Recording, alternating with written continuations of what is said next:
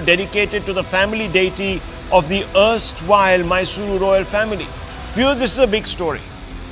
This is a big story because it has implications.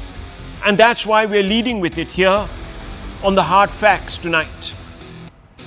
The relief from the High Court will at least temporarily still the hand of the Karnataka government that was happy to blur the lines between religion and state to wrest control of the temple by passing a law earlier this year.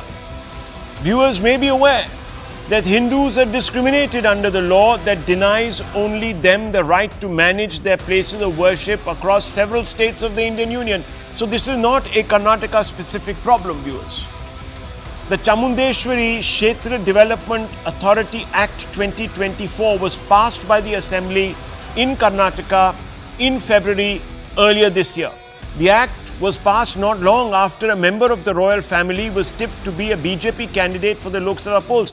That person eventually went on to win the election. The act to establish an authority to develop and maintain Sri Chamundeshwari Temple in Mysuru, the temple complex, was to be turned into an international pilgrim, cultural and tourist centre. The owners of the temple had accused the state government of blurring the lines between religion and state by pursuing the takeover of the Chamundeshwari Temple. That the Congress embarked upon this expedition is unsurprising, viewers, given its own two-faced approach in the past to secularism. But that is not the subject of the story. Let me talk you through the initial reasons why the Hindu owners of the temple opposed the Karnataka government's move. Pramoda Devi Wadiyar, erstwhile Mysore royal family member, came out and said, while the case is pending, it is not right for the government to establish an authority. They can regulate, but they cannot own. As a secular government, they should not own religious institutions. Their attempts to take control of both movable and immovable properties is unacceptable, unquote. That's what she said, viewers. And this sentiment is echoed by millions and millions of Hindus, including the man in the middle of your screens, Mr. Sadhguru. Viewers, Sadhguru has been campaigning in the south of the country and elsewhere, calling upon the state to relinquish control of Hindu places of worship. Remember, the state only controls Hindu places of worship in their entirety.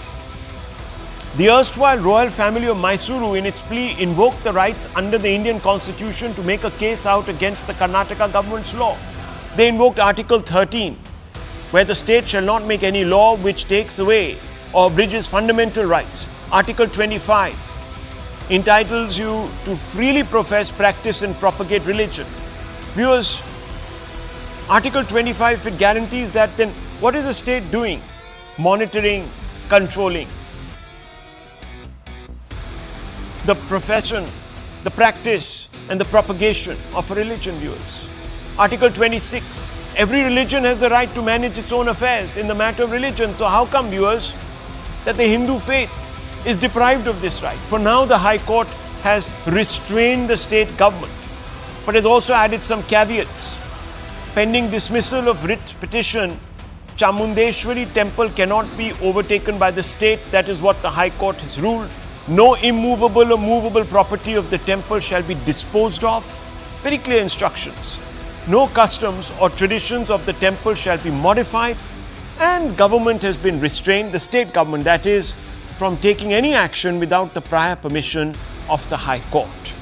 Now, viewers, as I told you, is this fight for Hindu rights now beginning to slowly turn a corner, or is this, in legal parlance, some sort of an exception? Let's ask fundamentally some of the stakeholders. J. Sai Deepak, advocate who has been leading this battle. J. Sai Deepak, first explain to our viewers what is the context of this litigation. So let me first clarify my own role in this. I play no role in the movement in the capacity of, let's say, a rights advocate. My participation is primarily in the capacity of a litigator, because that's the only way you retain a professional approach to the course of action or the legal strategy. I've been engaged in this litigation by the Mysore royal family as their arguing counsel before the Karnataka High Court. So I'm not the counsel on record. I'm not the one who's filed the petition. I'm the one who argued the matter. So this is more in the role of a barrister. So just to give a crude example. Now, as far as the context is concerned, the Chamundeshwari Temple enjoys the same relationship with the Mysore royal family as the Padmanabha Swami Temple does with the Travancore royal family. Just as the Ekalingji Temple enjoys with the Mewad family. Just as the Jagannath Temple enjoys with the Gajapati of Odisha. Just as temples in Cochin enjoy with the Cochin royal family. So across the country, you have several such examples. Just as, for that matter, the Kashi royal family enjoys with the Kashi temple, for that matter, the Vishwanath Mandir. Okay. Now, this is important because when each of these princely states acceded to become a part of the Indian Union, the royal families, as part of what we call the covenant of mergers, rights and mergers, basically decided to carve out for themselves those properties which shall not become part of the union's property upon accession. Okay.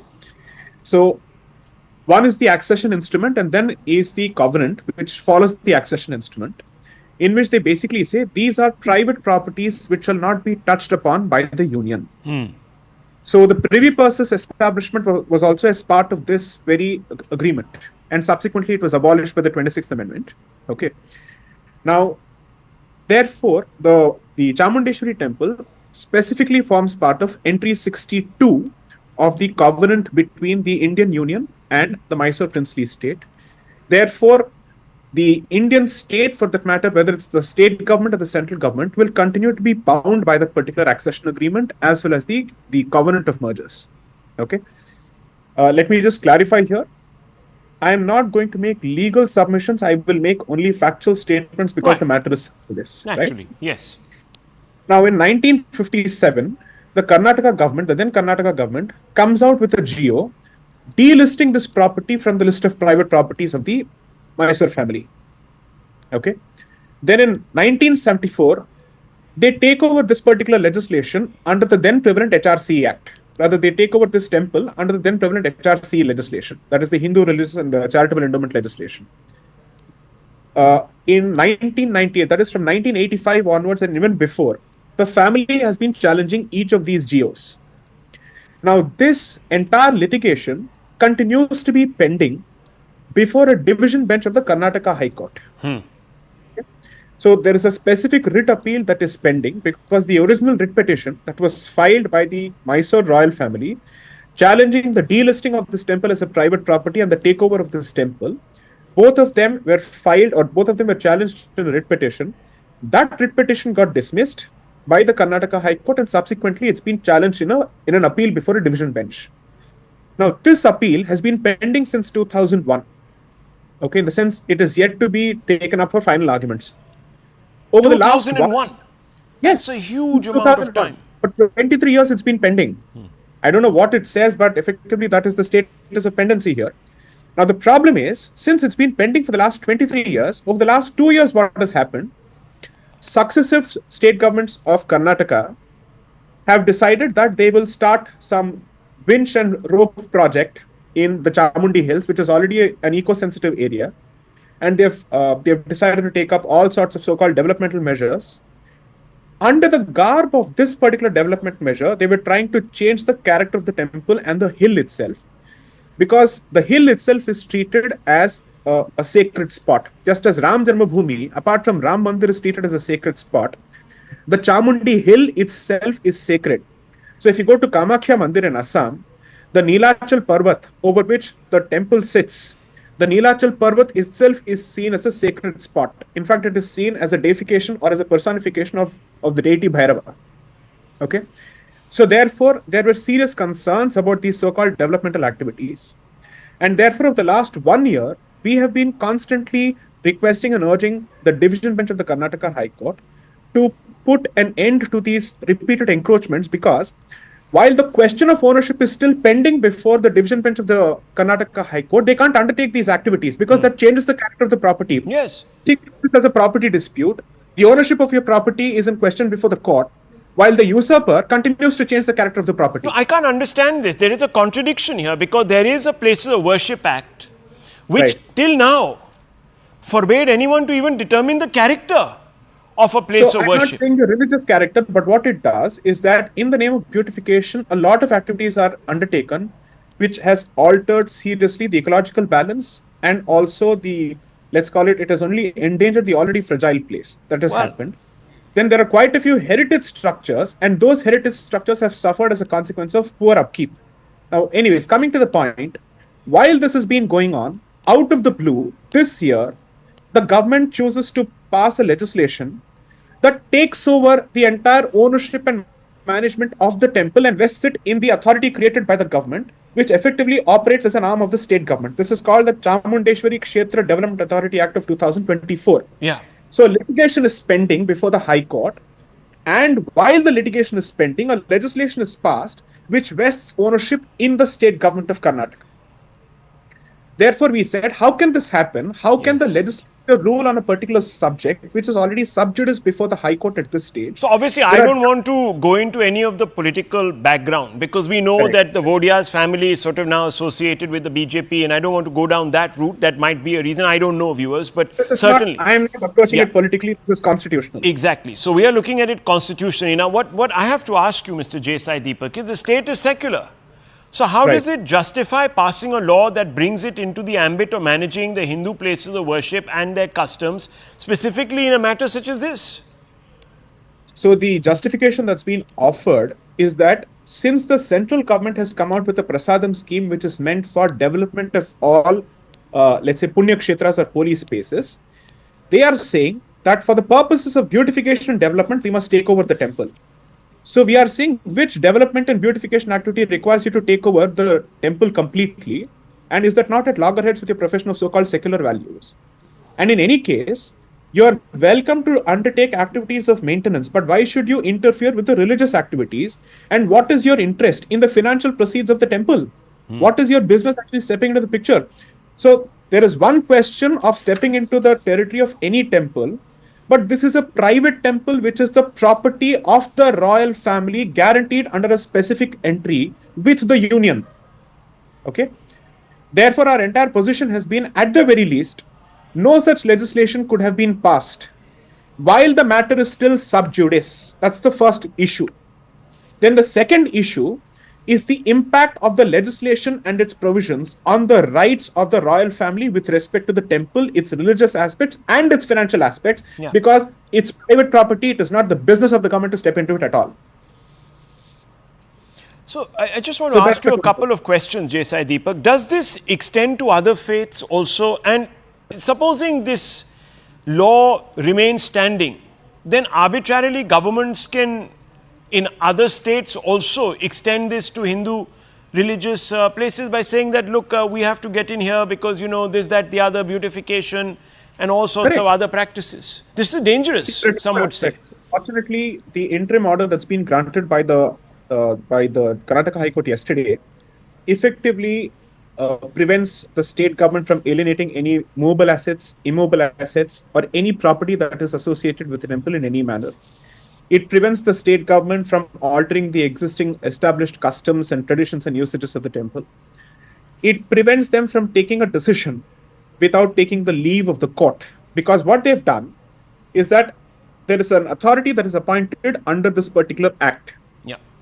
The chairperson of the authority is the chief minister of the Karnataka state government. And the member of the royal family is given just a permanent membership. If there is a difference of opinion between the members of the authority, guess who takes the final decision? The state government takes the final decision. So the state government apparently will take a decision that is contrary to the decision of the chairperson of the authority, who happens to be the chief minister of the state. We are being told that Caesar's wife will take a decision different from Caesar himself. Okay. So these are the kind of provisions. Fortunately, there were concessions made on behalf of the state government to be fair to them. And therefore, a consent interim order has been passed, and the matter is scheduled for final arguments in November. For now, their activities have come to a grinding halt, which have the effect of altering the rights and status quo. So, does this sort of approach apply to also other faiths and their places of worship, or was it only sort of directed towards one? I haven't seen a single legislation that takes over any non-Hindu place of worship under the name of beautification and development. That's one. Two, if this path were to be acceptable, then every state government will take over every temple that it sees as a port of revenue under the garb of beautification and development. Yeah. So that brings me to the question that one should ask at this moment. If such laws sort of are patently at some level or the other ultra virus of some of the provisions that have been cited by the petitioner here in their plaint, how have they survived so long on the books? And what does this tell us really about the mindset? Right. So it's a petition, not a plaint, because a plaint is in a civil proceeding, but that's fine. The point is this. The bulk of these legislations are already under challenge, as you know, before the Supreme Court. Okay.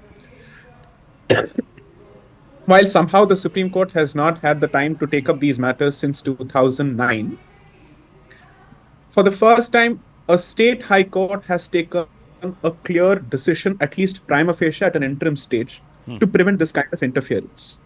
Okay. See, the point is this. As a litigator, I can happily say all of us must go to court with respect to each of these legislations. Yeah. Now, the point is then you'll have multiple parallel litigations going on in different courts, and God knows when each of them will attain fruition or conclusion, right? Which is why I've been saying over and over again, the simplest thing to do is that the subject matter of temples and endowments and charitable institutions falls under the concurrent list, entry 28 of the concurrent list, okay? Which means it is available to the union government to pass a model legislation that secures three different aspects. One, the religious aspects of the temple, ensuring that there is no discrimination on the basis of untouchability, which already is guaranteed by the Constitution, while preserving the traditions of the temple. Three, ensuring that the property of Hindu religious institutions are used exclusively for the benefit of the community. Four, political interference must be limited fully, and the only power that the state must have must be with respect to supervision of accounts, but not create manufactured and motivated excuses to step into the institution to take it over forever. Okay? This is a very simple, straightforward issue. Those who are interested will take it up. Otherwise, what will happen is that people will ultimately say that lawyers will benefit, but litigants in the community will not. And I say this as a litigator. Okay? So there is an easier way forward, provided people who are interested and people in power are interested in acting on this particular issue. Otherwise, mischievous governments will use the very same beautification schemes which have come out for a good intention for these purposes. Yes. The Prasadam scheme introduced by the central government was for the purposes of cleanliness, maintenance of temples and places surrounding it, not for facilitate police takeover or marching powers in the hands of the state. Well, Jai Sai Deepak, congratulations to you, interim congratulations to you if there is something like that, because this is going to be a long and tough battle, but I hope you win it at the end of the day for all the sake of Hindus, because viewers, legislations like this get a life on their own, as you know, and they set precedents which, as you can see, then impinge upon the rights of the Hindu community. So viewers, thank you for watching this interaction with Jai Sai Deepak. Very significant. Thank you very much, Jai Sai Deepak, for joining me. Let's move on, viewers, because there's a lot that's been happening with regards to India. And I want to begin with a rhetorical question tonight. What kind of supposedly responsible member of the so-called Western liberal democratic order gives space to a xenophobe to call for the breakup of another democracy with which you profess to have good relations? The Trudeau government, viewers, you'll be shocked to know, has moved from not just actively sheltering anti-India, anti-Hindu extremists with ties to terror groups, specifically Khalistani terror groups, but is now also platforming them, mainstreaming these individuals. The Canadian state broadcaster CBC has given space to Gurpatwant Singh Pannu, the Khalistan advocate of Sikhs for Justice. You can see him to the right of your screens. This is a grab, viewers, from that show. You all know that this man is committed to the assassination of Indian diplomats, to externing Hindus from North America, and whose speeches, including eulogies to the killers of a former Indian Prime Minister and Chief Minister of Punjab, have been denounced by top-flight Canadian politicians. In an interview given less than 24 hours earlier, Pannoon has said, and I quote, SFJ has been sharing evidence with Canada of an Indian spy nexus operating via diplomats. Trudeau's stand is a first step towards justice. Expelling diplomats involved in Nijjar's murder should not be the only action. Indian consulates in Vancouver and Toronto need to be permanently shut down. We must see if Indo-Canadians are truly loyal to the Canadian Constitution. I will continue my campaign for global Khalistan referendum, which is peaceful, to make Indian-governed Punjab a separate nation. We do not recognize the Indian Constitution or judiciary, unquote. Now viewers, apart from wanting dog whistling really against Hindus and other Sikhs of Indian extract in Canada, he also says that he wants to liberate Indian government Punjab. Now viewers, there is a Punjab also in Pakistan.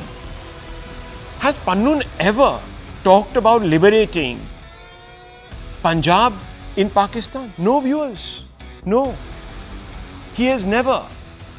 And if anyone with even half an objective bone in their body in Canada would tonight be using their brain, they would realize that he is actually a fall guy, some sort of a string on a puppet on a string for a foreign government, for the Pakistani government. Pannoon speaks the language of an extremist committed to the founding of a religious state.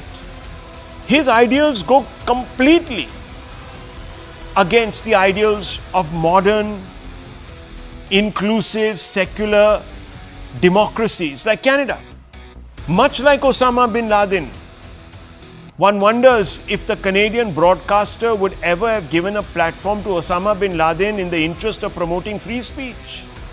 Viewers, this man is really rancid, and let me walk you through some of his comments. In 2018, he said, "We will use all means necessary to achieve Khalistan, peaceful or otherwise. India will be broken into pieces. Punjab will be made independent." In September 2023, he says, "Canada has no place for those Indo-Hindus who are siding with India in suppressing the freedom of expression and promoting violence against pro-Khalistan Sikhs." So viewers, Indo-Hindus have no rights. They have no rights. They have no freedom of expression. Kick them out. Worse, kill them, as the SFJ has ordered at one time. November 2023, Sikhs should not fly via Air India on November 19, the day of the World Cup final in Ahmedabad. There will be a global blockade. Don't travel by Air India or your life will be in danger. This is a man who's threatening to blow up airlines. And viewers, it's not as if his threat is without precedent. It has happened. We all know the Kanishka bombing. If more evidence is needed that Canada is not actively plotting to sow the seeds of secession in India, then one doesn't have to look further than the present regime's director of the Canadian Security Intelligence Service, the CSIS, who revealed to a parliamentary inquiry panel that Pakistan's intelligence agency, the ISI, has been supporting Khalistanis in Canada. These are her words. Any country with an iota of intelligence gathering capacity would be aware that Pakistan has been fanning cross-border terror in India. It does what Iran has been doing to Israel, who, by the way, Canada supports. This is Vanessa Lloyd, director of the Canadian Intelligence Service. Viewers, she says engagement of Pakistan is consistently in balance with trying to reduce the influence of India. Influence of Pakistan is directly related to the support of Khalistani extremism, unquote. And viewers, she's not wrong, because as I told you, Pannoon never talks about the Punjab that is in Pakistan. It tells you everything. Listen in to Miss Lloyd. I think, Commissioner, what I would add there is the context that engagement of Pakistan is consistently in balance with trying to reduce the influence of India. And so some of the elements that I mentioned previously about the dynamics between suppressing voices can also have the opposite effect in terms of amplifying other voices. And in this particular case, influence of Pakistan is directly related to support of Khalistani extremism. So there's a different type of voice there, and yet it is also a more limited actor on the broader screen. Lloyd viewers, Vanessa Lloyd has come out and spilled the beans. This is Trudeau's own intelligence head. And viewers, as we speak, the Prime Minister of Canada, Trudeau, is sticking to his charges. He says India has undermined the government and governance. There are clear indications that India has violated our sovereignty, he says. Information was passed to Indian government at the highest level, and then information directed through criminal organizations like the Lawrence Bishnoi gang resulted in violence against Canadians on the ground. We wanted to question Indian diplomats, but they did not waive diplomatic immunity. That is why we had asked them to leave, unquote. Viewers, this is the kind of tripe that is being pushed away. And let me tell you, viewers, he's talking about the Lawrence Bishnoi gang. India has been seeking the extradition of members of the Lawrence Bishnoi gang that are on Canadian soil. Goldie Brar, viewers, he's a partner in crime of Lawrence Bishnoi. Where does he live? He lives in Canada. And then they say that India is using Lawrence Bishnoi to undermine the sovereignty of Canada. Viewers, it is absurd. And it makes one wonder, what exactly is the motivation? Let's open this up. Daniel Boardman, Canadian senior journalist, joins us. Abhijit Iyer Mitra, senior fellow of the IPCS, and Anish Faruqi, journalist, backing Prime Minister Trudeau's stand, also joins us. And I want to begin with you first. Mr. Boardman, what do you make of this platforming of people like Panu now on mainstream state broadcaster, the CBC, in Canada? Also, Trudeau's stand, his sudden sort of truculence, for the lack of a better word, which goes against the facts. Well, yeah, I mean, I wish I was surprised by this. I mean, disgusted that we have Panoon on Canadian state broadcasting, not even one of the supposedly private networks, but on the CBC. And he did a good job covering Panoon. I mean, another thing that Panoon did is right after the October 7th terrorist massacre, where 1,200 people were raped and murdered in the most brutal way possible, Panoon made a video the next week saying, this is great, this is what Khalistan needs to do, and this is the pathway towards Khalistan, and this is what we should do to India and to Hindus globally to achieve our goals. So this man then gets to go on the CBC and spout off nonsense. And I said, I wish this could surprise me. But again, for the last year, again, it's the same thing we have with Israel. We have a Western democratic ally that we're supposedly allied with, just like India, yet everything the Canadian media and Trudeau is doing is undermining. This is the same government that received a special thank you from Hamas due to our harassment of our allies at a time of war. So this is sort of a pattern among the Trudeau government where we are now, and I think a lot of people in India are kind of confused by what's happening here and wondering why Canada's taking such a crazy hostile anti-India stance when it can hurt them. And a lot of Canadians would say, okay, well, actually, the philosophy of the Liberals under Trudeau is a very masochistic one, right? You might have heard a lot about woke culture in the West and this and that. One of the fundamental principles is, the fact that our country is founded on evil principles. Our country is fundamentally evil. Justin Trudeau is a man who got up in front of the country a few years ago and said, we're committing a genocide. He got in front of the country and said, I am currently the active leader of a country currently committing a genocide. Copped to crimes against humanity publicly, and everyone just shrugged it off because no one really took this seriously. But it's one thing if the prime minister applies it to his own country, and that has its own consequences. But when you start to take this worldview and you start to apply it to your allies as well, then you start to get problems, right? You have problems now with Israel, which has led to a rise in anti-Semitism on our streets. And now we're starting to apply the same thing to India, which has led to a wave of violence against the Hindu community here, where they don't feel safe, where temples are vandalized, and Khalistanis feel like they can just roam around the streets with impunity, threatening whoever they want. right? So again, this is highly disturbing that Panoon is on TV. He's threatening to repeat the Air India bombing. He's threatening this and this and that. He's clearly an extremist. He's being brought on as some sort of, Sikh community leader when he's, a lunatic. And now he's claiming that he's sharing information with the Trudeau government. And to me, this also kind of makes sense. Because initially, these allegations you outline, which are insane and make no sense, to me, I've always said they seem like the fever dream of a lunatic Khalistani in Panoon's organization. Turns out it was from the chief lunatic Khalistani, Panoon himself, who seems to be feeding it. I wouldn't be surprised if we learn in 3 years that the evidence we have is, documents sent by Sikhs for Justice about all their different conspiracy theories around this and that. And these are people who still are trying to offer $5 million. Where they get this money, who knows? It's either Pakistan or China. And they're offering, rewards to find out what really happened at the Air India bombing. And they're going around harassing the victims of the family victims. It's insane, but it's all kind of par for the course under the Trudeau government. If you follow it for the last 10 years, it is an incredibly masochistic government that hates itself, hates its own country, and it is taking this mentality out onto its allies. And again, this is a man who admired the basic dictatorship of China. He says the CCP was his favorite government, and he ran on this in 2015. So is anyone really surprised that the man who admires China's basic dictatorship is conducting foreign policy in a way that aligns with the CCP's worldviews? Well, Abhijit Iyer Mitra, if you just trace the dots, it all falls into place. This man is now going to be, or at least officials of his government today are going to present their case before a panel where they will have to defend that they've been soft on China and doing business with China and doing all sorts of other things we don't know about.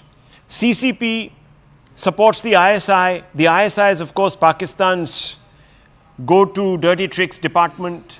And, of course, the ISI and Pakistan bankroll Khalistanis, and you have a nice little circle being drawn out here.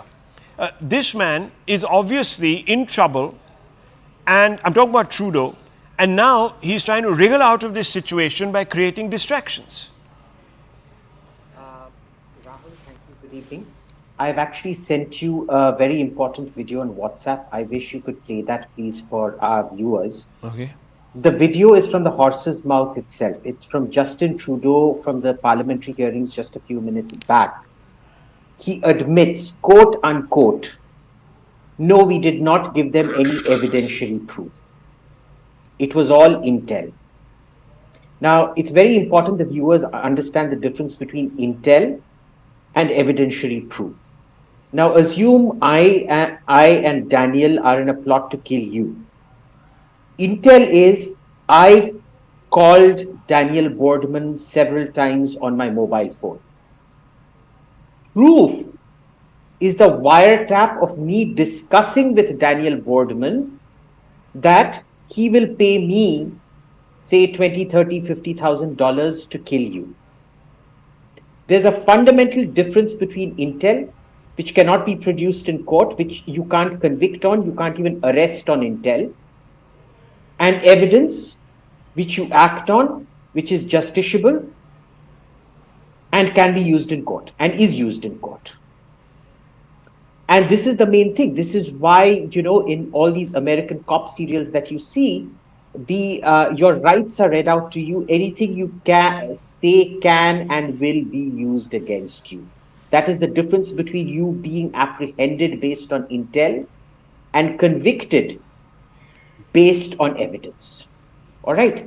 Imagine the Prime Minister of a country who doesn't even know this difference and has been repeatedly saying evidence has been provided. Yesterday, I believe the Deputy High Commissioner said irrefutable evidence had been provided. But then at the end of it, he caveated it saying allegations again. If you notice, even the UK and US government have said allegations, they've said it's serious, and they've said we would prefer if India cooperate. Nobody is even urging India to cooperate at this stage because they know there's no meat out here. As for Gurpatwant Pannu, Rahul, I'm going to disagree with this panel. Gurpatwant Pannu is a true Indian patriot. I think he's a raw deep state agent because every time he opens his mouth, he validates every single one of India's accusations, be it against Trudeau, be it against CSIS, be it against the RCMP, be it against the Canadian state. Any person wanting to radicalize just needs to watch Pannoon's video to collapse into laughter and get de-radicalized. He is a true Indian hero. He deserves the Bharat Ratna because he's put himself in a very dangerous position. He's de-radicalizing Khalistanis through his funny videos. He is validating every allegation that India makes. And I suspect in 1 or 2 years, he's going to come back to India and provide us a treasure trove of information on who his CIA, CSIS, and whatever handlers were. So, my salutes to Gurpatwan Pannu. I don't take the man seriously. I never have. I share his videos all the time because they're hilarious. Okay. Viewers, look. And sorry, just last point. Yeah. I totally understand because Justin Trudeau is a white version of Gurpatwan Singh Pannu. So, two jokers, two clowns together. It's a fantastic Punch and Judy buffoon show. Well, viewers, look, we can at some level or the other mock these individuals, but there are serious consequences. If you go through the Western media right now, viewers, there's a complete full-blown attack on India. And Mr. Faruqi, I have to ask you this. If a person, I'm sure you're not one of them, and it would be nice if you clarify, I'm sure you don't think that Hamas was right to have carried out that October 7th dastardly attack on Israel. And if a person stands up and says that Israel deserved it and that Hindus in Canada should be externed, then that person, in my book, and I think in the book of any sensible individual, is a xenophobe.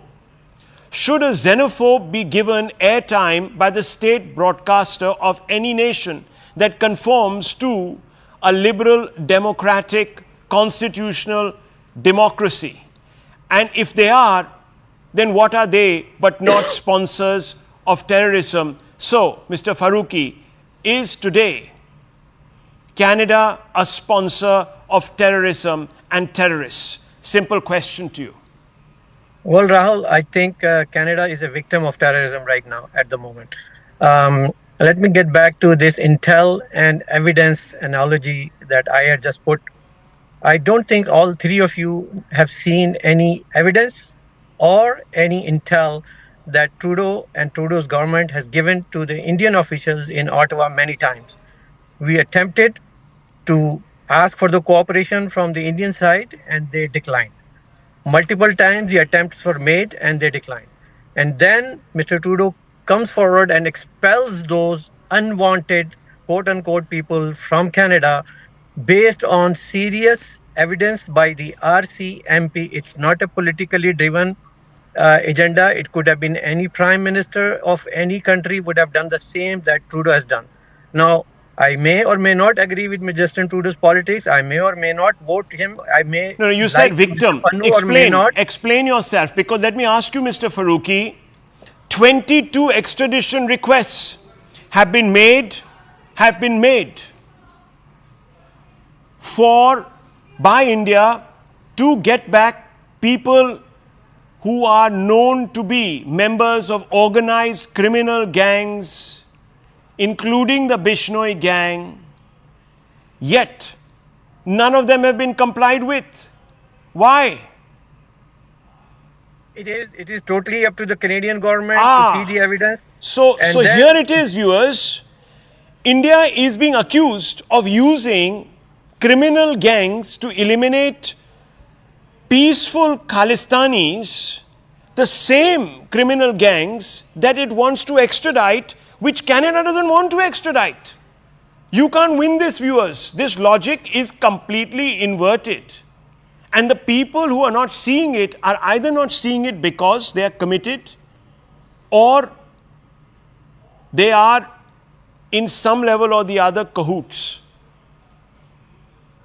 with a very, very ulterior motive. And I want to bring actually once again Iyer Mitra back, because Mr. Mitra, you were talking about this whole business of how Canada itself has shielded terrorists and they claim to be victims today. Could you explain here's the amazing thing. In the dossier we sent to the Canadians were 9 different people.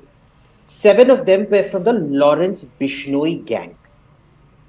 We sent this dossier to them 4 years back and said, please take action. These are organized criminals. What action did they take? Nothing.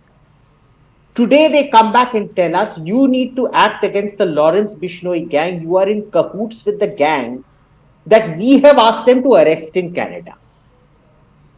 How do you buy that? Where is Goldie Brar? When Sidhu Moosewala, who is one of the most famous musicians of Punjab, it's a long stretch to call it music, it's more like farting, but whatever. Musicians, quote unquote, of Punjab, gets killed. Goldie Brar sitting there admits He's done he it. goes and blares it out, saying, I have done it. And the RCMP can't catch him. They still don't know where he is. Yeah, so let me bring in They Mr. don't want to Faruqi on track this him point. down. Mr. Faruqi, what kind of victim of terror protects those that the Indian government wants and who have admitted that they are terrorists carrying out crimes? What kind of victim is this? I think you guys need to understand one thing. No, I don't need to understand anything. You need to explain. Harpreet Singh Nijjar was killed in Mr. Faruqi, Vancouver you need to explain. by the assassins. How do you right? know that And it wasn't those done? No, links no, were no, hang on, established. just a minute. You're accusing these criminal gangs that India wants Let's understand one thing extracted very and clearly. extradited. I see No, a one lot of second. sweeping 5, 6, statements, 7 lot of years links, back. No, excuse me, Mr. Faruqi, please. irrelevant links. There is no of Sidhu irrelevant link. Moosewala, and you're just giving all kind of stories, but No, not I think, Mr. understanding one thing, that Faruqi, the you're on a evidence different planet, is or based you are on not in only some way or the Canadian other. secret No, agencies, you're but some also way or the the other Five Eyes compromised. Now, I Nation. have to ask you this This is a question. Please serious, explain to the serious viewer. matter. Five Eyes Nation is not a joke. It Look, means one second. the Now, hang on. Faruqi, all one the second. people Mr. Faruqi. Mr. Faruqi, give me 30 seconds. Please listen to my question and don't speak over me. There's no point. We're not going to have an intelligent conversation. Just listen to me No, once. but you have to understand. Like I don't need to understand. You need to answer my question. What kind of country inhibits the repatriation, the extradition of criminals and then says that the country that is demanding the extradition is using those same criminals to carry out acts of terror? Mr. Boardman, it makes no sense.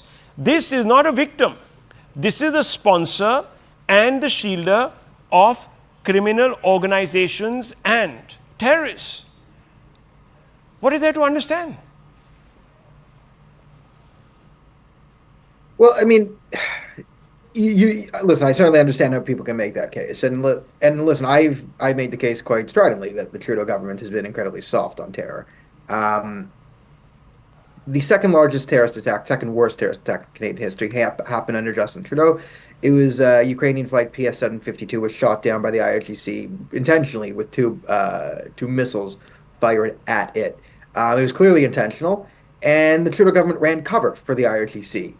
The next week, Justin Trudeau met with Javad Zarif, the foreign minister, propaganda minister, and bowed down to him. And the government played the we don't know. They called it an accident. Yes, a country fires 2 missiles at a civilian airliner by accident. So he has run cover for terrorists before. We clearly, this Canadian is a Canadian, even if it's Hardeep Singh Nijjar, even if he's a terrorist, we must protect all Canadians. Listen, I would be willing to get behind that, but I don't believe it. Karima Baloch is the number one example of that, who was probably murdered by the ISI right here in Toronto. But personally, I have a friend who was killed by foreign interference in a hostile foreign You power. do have evidence of that, right? Boardman, for the ISI killing people here? You do, right? Well, okay, listen. Okay, so what happened is... No, don't give sweeping statement just Okay, like so that.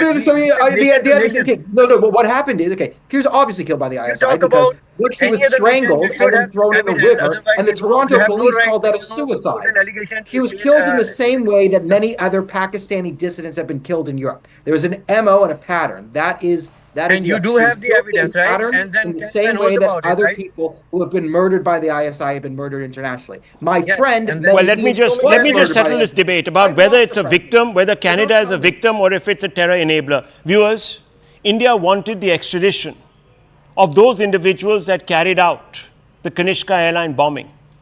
Trudeau's father denied us that. And what did they do? They blew up airlines, viewers. This is a fact.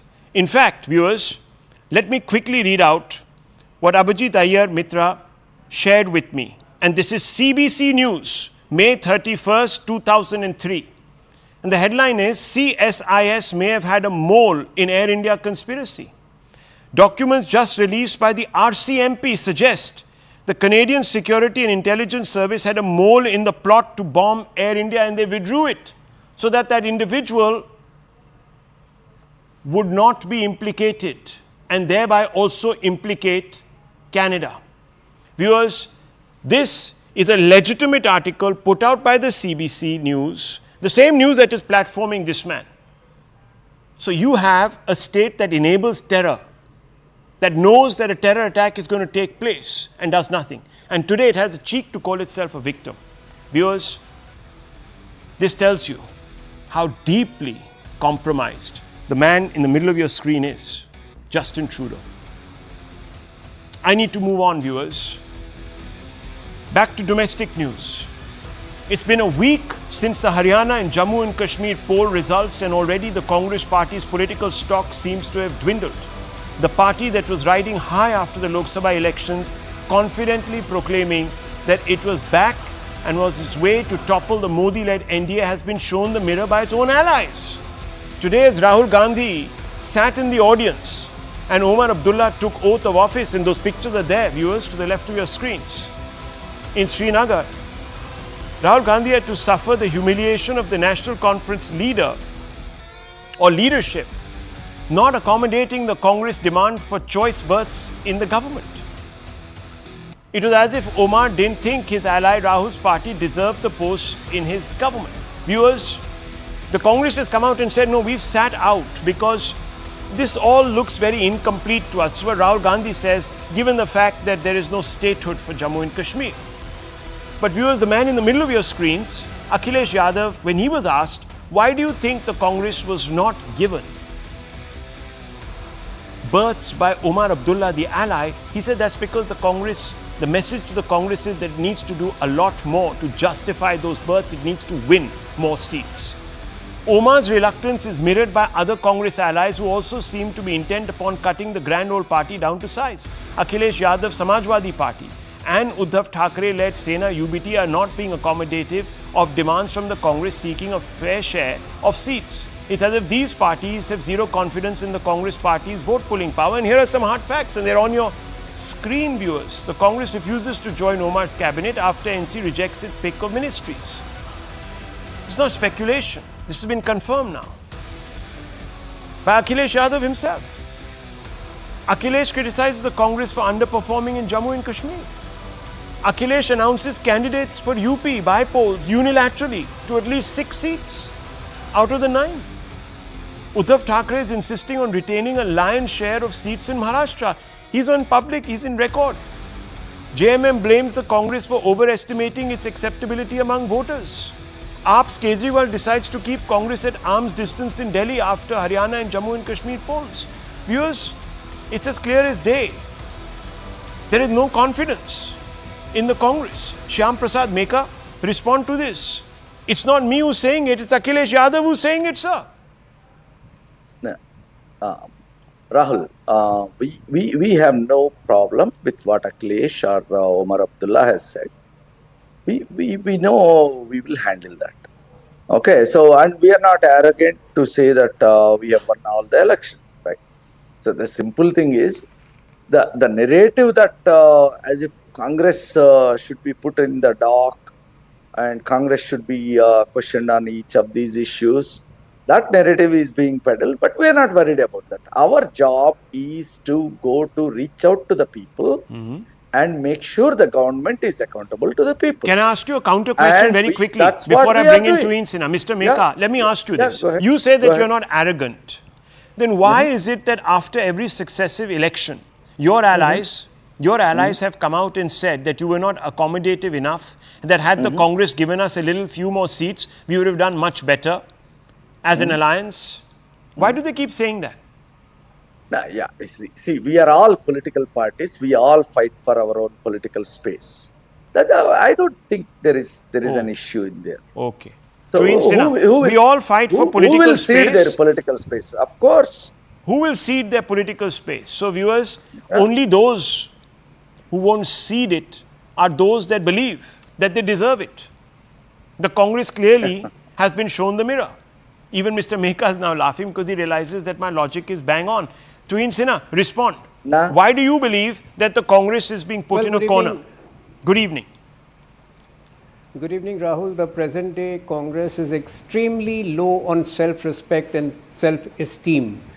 You know, its performance in Kashmir is miserable to say the least. It has won 6 seats. Let him finish. Independents have won 7 seats. Let him finish. No, Let him finish. you can't bashing like this. Have some manners, Mr. Meka. This is the problem with the Congress. Mr. Meka, he didn't interrupt you. Let him This is finish. the problem with the I'm not Congress going to allow party. this. I'll have to lower your fader. Mr. You know, Meka, it's not Rahul- fair. Please. Rahul, this kind of anarchy cannot be tolerated in the country. The Congress should realize that. Congress won 6 seats in Jammu and Kashmir. Independents won 7 seats. It got 1/5 of the total seats which BJP got and less than 50% of the vote share which BJP got. So Congress performance, yes, is miserable.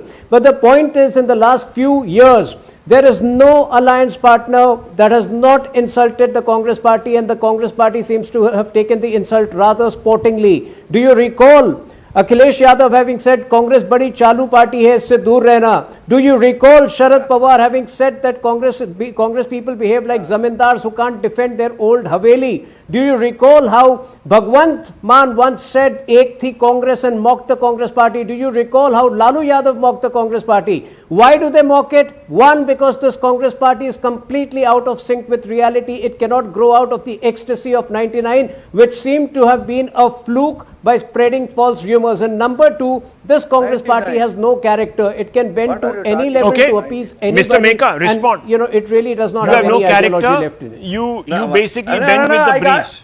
No, Yeah. I heard. I Okay. heard what So you respond. said. So first of all, Tuhin, I didn't wanted to interrupt you, but the thing is, if you make your point, build your logic, I'm not going to interrupt you. I will be patient listening to you. But if you launch a diatribe on Congress, I'm not going to sit here quietly and listen. You call Congress names. Mr. Meka, I said your performance is miserable, and that is No, factually proven. See, that is fine. If that you is don't fine. accept it, you are living in denial. No, Tuhin Sinha, we are political parties. We will lose 1,000 elections. We will win 1,000 elections, but we will be there. Okay, don't worry about it. Don't tell me that it's a sort of a. No, they are not worried. It's your allies that are worried, Mr. You have Meka. gone through No, that is 10 fine. vertical divisions. don't You have gone try through to 10 tell vertical people- divisions. So yes, Now you- Congress now will, why are perform, you- will why are- survive why as are- Congress I, Congress S, Now, and why are whatnot. you interrupting me? Now, why are you interrupting me? Listen, no. I'm factually correcting you, sir.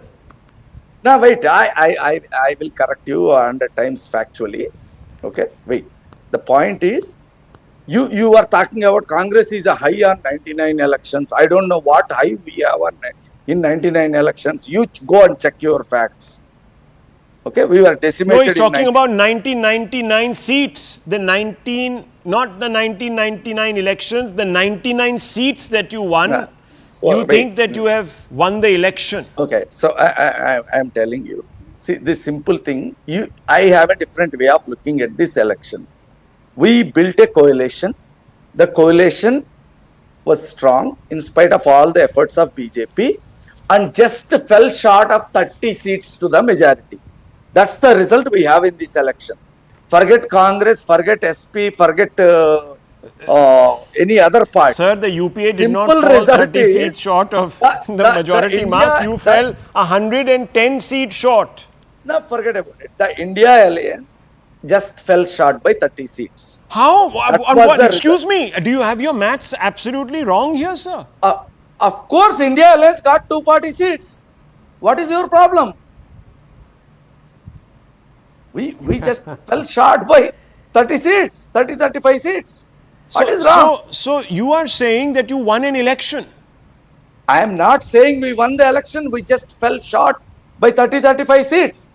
Okay. That The point being was the what? way- that was the way I look at the elections of 2020.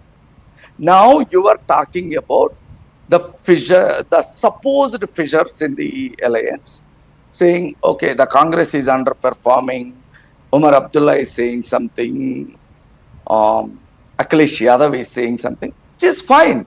We are a democratic alliance. We take all the feedback. One second, Mr. Meka. One second. On that fine. point, no, since you accept that they are saying these things, the question is, why are they saying these things? They're saying these things because, sir, unlike you, they have read the writing on the wall. They have realized that your leader and your party is not bankable. That's why they're saying it. No, I'll tell you. They're saying these things because, unlike their counterparts in the ND alliance, they have the courage to speak to their friends, to speak truth to their friends. No, none of the ND alliance partners can do that to BJP or Narendra Modi. That is the difference between these two alliances. Quick response to Hind Sinha. Quick response. He is trying to suggest that there is no democracy. Mr. Meka has only proven what I started by saying, that Congress party, this present Congress party is very low on self-dignity, it is very low on self-esteem. Do you recall, Rahul, that it was the Congress party which had first raised the issue of liquor scam in Delhi? And do you realize the desperation of the Congress party to tie up with the same Arvind Kejriwal? Do you realize the desperation to tie up with the same Bhagwant Singh Mann who mocked the Congress, Ek thi, Congress? So this Congress party, to bounce back, it will first have to inspire its own voters, and for that it will have to, behave with conviction. If it depends on the Baisakhis of its alliance partners, it won't do any good. But even then, they don't perform well in an alliance. Let me tell you, Omar Abdullah, even during the elections, even at the time of campaigning, was very categorical in saying that the Congress should do more in Jammu. That's true. But rather, Rahul. That is true. That is true. Viewers, let me tell you that it's not just Omar Abdullah. Several of the allies, right after the Haryana and the Jammu election result, came out and said exactly this, that the Congress has not been able to deliver against the BJP. Now, the Congress might want to paper this over, saying that we are a big party, we can take this criticism, but it's important to learn the lessons from that criticism. I leave it at this, viewers.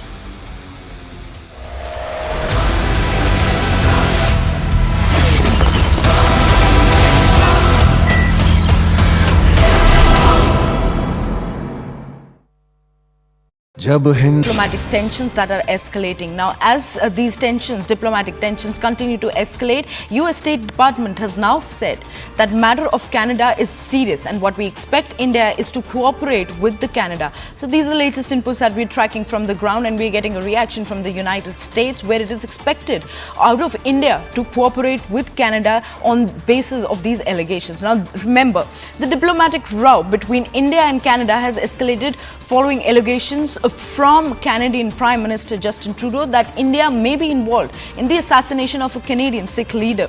Now, this accusation has led to mutual expulsion of diplomats and heightened tensions in both the countries, as both the nations grapple with issues related to national security, human rights and the diaspora. So these are the latest inputs that we are tracking from the ground at this point of time. Now, joining us on the broadcast is our colleague Akanksha. A very good morning, Akanksha. How can the United States actually justify its calls for cooperation when it has not directly addressed the serious implications of Canada's allegations against India also? A very good morning to you, Kohina, and our viewers. And that is precisely also the point that India has been making, that, our requests for extradition, the kind of various gangsters over there, many of them also branded as terrorists. Apart from that, the anti-Hindu graffiti, the kind of defacing of Hindu temples that's taking place, the defacing of the idol of Mahatma Gandhi, all of these requests which have been made by the MEA for investigation by the Canadian authorities have in fact been left unheard. Now, what Matthew Miller, the spokesperson for the US State Department, has said is that they have made a very serious note of everything that's happening as far as the downgrading of the diplomatic ties between Ottawa and New Delhi is concerned. what is very surprising and misplaced is the comment that's come in that they wanted to see the government of India cooperate with Canada and its investigation, but India has chosen an alternate path. So the US State Department often makes remarks which are off the cuff. They are misplaced and lopsided even at the moment, because remember, the Ministry of External Affairs has been very vocal about how not even a shred of evidence has been provided with Canada, and that New Delhi is very much willing to cooperate, as it is already doing so in the investigation of the alleged Pannu murder plot, who is also a US citizen. Remember, this entire news of the downgrading of diplomatic ties arrived on a day when we've seen an inquiry committee from India traveling to the United States. In fact, an official has been arrested by India in this entire plot. So we all know that that action arrived soon after the U.S. State Department spokespersons met earlier during this year, as far as Mr. Jake Sullivan and the NSA, Indian NSA, Mr. Ajit Doval is concerned, and soon after India has been taking up this entire inquiry. But having said that, that's not been the case with Canada. India has been very vocal that Canada ought to have followed up through diplomatic channels, something they in fact did by pressurizing the Indian High Commissioner and intensively engaging the High Commissioner over the last year. They choose to now target him, not even provide him adequate security, so much so that India has had to withdraw the High Commissioner along with other diplomats in Canada. That goes on to, in fact, indicate the kind of approach that Canada has taken. The RCMP in its press conference was very scant in the evidence. They were making accusations